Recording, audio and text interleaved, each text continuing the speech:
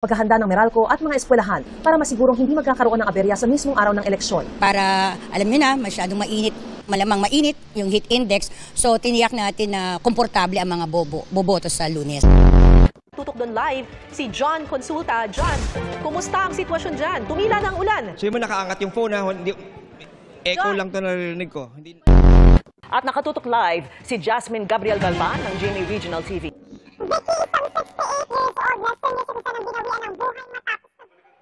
Mamaya na ho natin babalikan si Jasmine Gabriel Galban.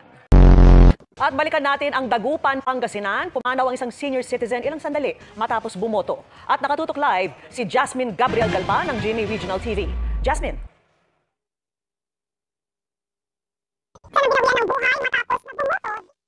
Babalikan ho uli natin si Jasmine Gabriel Galban. Compile namin lahat ng ebidensya. Ano ba? Tao pala dito. Uy, nalang dyan. Ala ko may aso na sa kamay ko. Makapanayin po natin si Mayor Vico Soto ng Pasig. Ayan, Nico. Igan, ito nga, Magandang umaga po. Sige, Mayor. Magandang umaga po sa inyo. Sorry, nalito ko. Ano ba?